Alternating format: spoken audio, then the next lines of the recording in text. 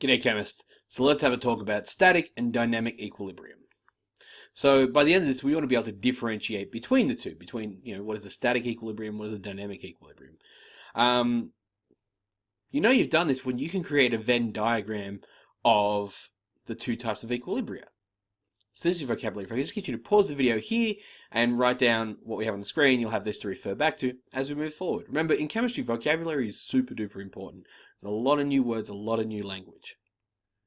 So a dynamic equilibrium, basically a steady state is achieved with chemical movement still occurring. Okay, steady state means if we have water running here and the water running here, and if we can match up those rates so that they are exactly the same, then what's going to happen is there is still water movement. Water is flowing in and out constantly, but it's a steady state. The volume, the measurable properties won't change.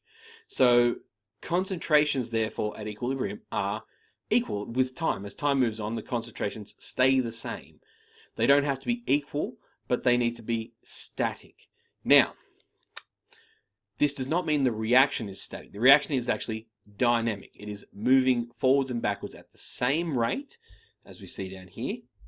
It's moving at the same rate, which means the concentrations stay the same. So as this reaction, so if we've got Br2H2 to HBr, as the Br2 and H2 turn into HBr at this point, the HBr is turning into Br2s and H2s at exactly the same rate. So the rates of reaction stays constant, the rates of reaction equal, but the concentrations stay constant. They don't have to be equal. They can be. That'd be weird though. So let's have a look at the difference between a static equilibrium and a dynamic equilibrium. A good example of a dynamic equilibrium is pretty much it's what you normally think of as an equilibrium reaction. It's got the double arrow. A static equilibrium has a single arrow, and that's usually, the best way to think of that is a combustion. So in a static equilibrium, the forward and the reverse reactions are going at the same rate.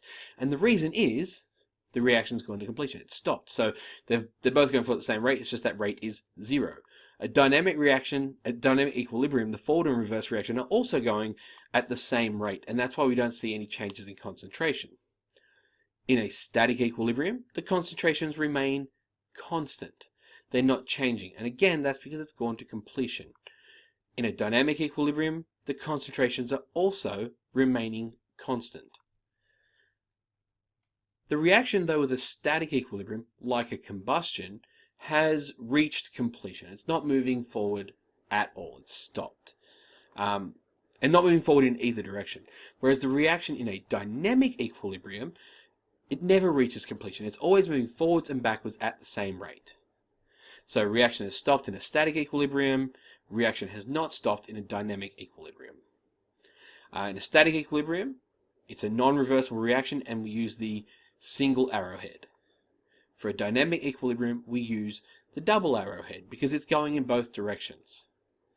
Reactants and products do not interact with a static equilibrium. Not once that equilibrium is achieved. It stops dead. So the products no longer turn back into reactants.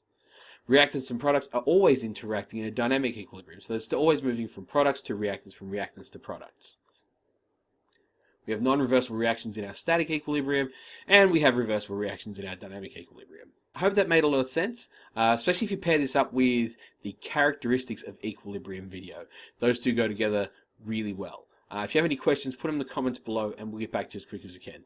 Thanks for watching, and we'll see you next time. Bye now.